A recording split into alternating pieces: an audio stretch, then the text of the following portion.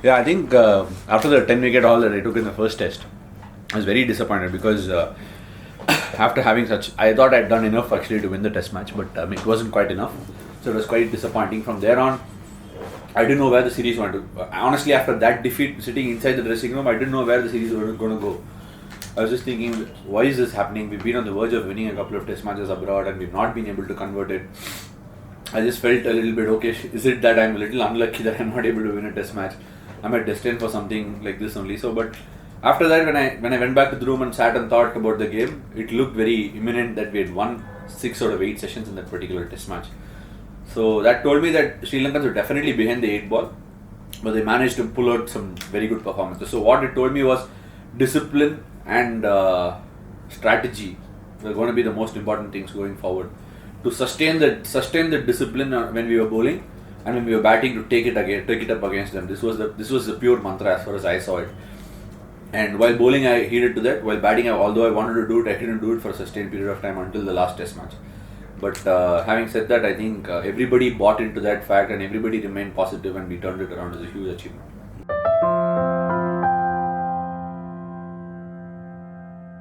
Personal perspective, being a man of the series is one hell of an achievement. I think we've won some 5 test series since I made my debut.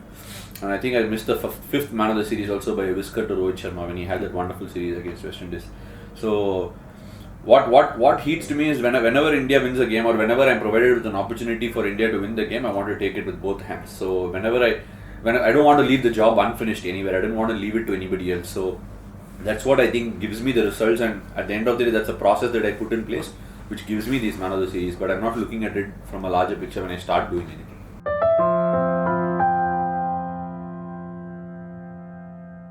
It is a fair assessment, but on occasions I feel a little hard done because my strength itself turns into being one of my demeanors. It is my bounce. What happens is, even when I'm going through a good spell, because of my bounce, one of those good balls ends up going for a boundary. So those are some of the things which when you see in the statistics, at the end of the day, economy rate doesn't quite reflect it. But I'm able to feel the fact that when I go through a good spell, that good spell has been a spell where I could have easily fetched 3-4 wickets. And the way I'm bowling, and the way I'm actually not giving a lot of balls to be hit.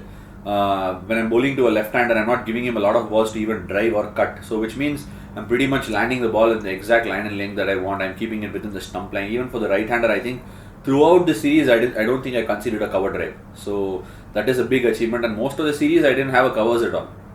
And I would have been more happy to remove the point, which was initially what I thought. But going into the practice game, the amount of slowness the wicket offered me, I couldn't help but have a point.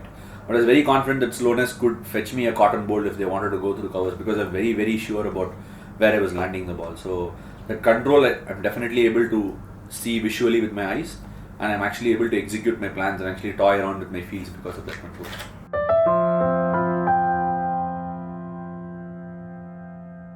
See, I'm confident and I'm a little more rounded in terms of the knowledge I have than what I had before. The amount of knowledge and the amount of confidence and the grip that I have over my skill now is something that is definitely a marked difference from what I had a few years ago. And that's the major reasons I have to attribute it to Bharat Arun, because the amount of questions I had, he had all the answers for it. So when you have answers and when you have someone who's empowering you to do all these things, it makes my job a lot more easier.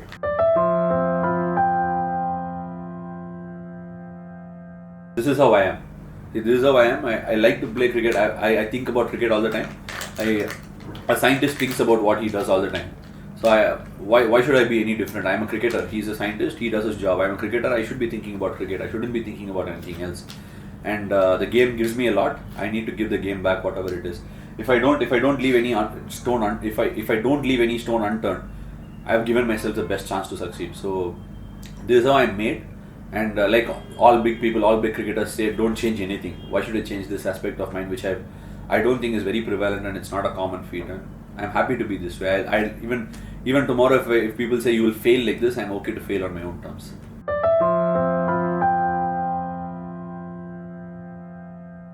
See, I love bowling long spells. I hate the fact that the ball is taken away from my hand at times. 5 wickets is not something that I set as a benchmark. I want to keep going 6, 7, 8. because I just love picking up wickets, and that's how as I said, I want to be the center stage when I take the field. I want to be the bowler that I am, like how Virat has been for India as a batsman. So when from that point of view, it's a little hard, but I'm able to slowly understand how important it is when you're bowling quality stuff. It actually, the amount of longer spells that you bowl can come down a wee bit, because at this moment my body is going through really well. I'm much more fitter than what I used to be. So it is having a directly proportional relation to the way I'm bowling. I would ideally like a longer spell before, because there have been times when I bowled 15 overs in a session, come back and wanted to bowl again, and I just like bowling. So when these things happen, there is a certain stage where I'm able to understand. Now when I played in Bangladesh, I bowled an amazing first spell with the new ball. I just got one wicket, but I bowled about 8 to 10 overs for about 30 runs, which could be a little higher. But I knew I bowled a good spell. I didn't give a lot away in terms of bad balls, apart from a couple.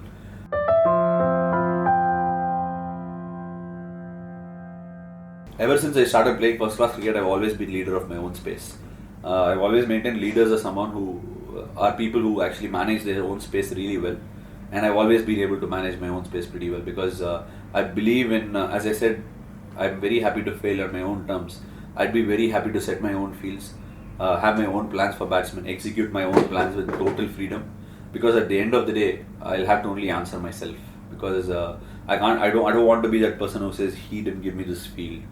I couldn't execute my plan in the larger picture. I didn't want to put it. I think that's a weak way of thinking. You take onus on yourself, put the fields you want, take responsibility for your own performance. I think that's the way to go forward, and that's the way I've always played my cricket. So it's been no different. And I firmly believe I'm a leader of my own space. I love to contribute to others as well. But I've understood over a period of time that everybody is not the same, and that's when this whole concept comes of me overthinking. Because when I go in and offer a couple of suggestions, maybe they are not on the same page, or maybe that is not pertinent to them, or maybe I'm not putting it across in the right way. And most often than not, when I go with another suggestion to another person, it's generally about the field and not so much technique.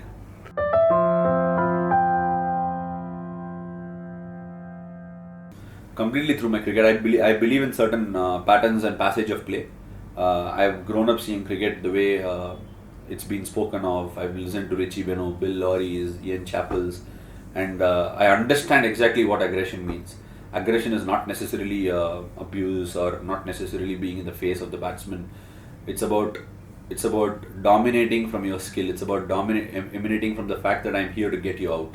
As a bowler at the top of the mark, as long as I'm able to convey that message and the batsman's got a fear about the fact that I will get him out, that's what aggression is all about. And everybody has a different style, and I definitely understand everybody gets themselves motivated by different facets and different ways, but this is exactly how I see myself playing.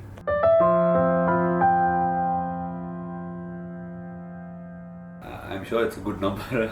100 ODIs. I don't know how many people from Tamil Nadu have played 100 ODIs. I don't think anyone. Chika might have. I don't know, but I don't think so. I'm not sure. But it's a big honor for me. But I'm not someone who's overwhelmed by occasions. I'm not a man known for occasions.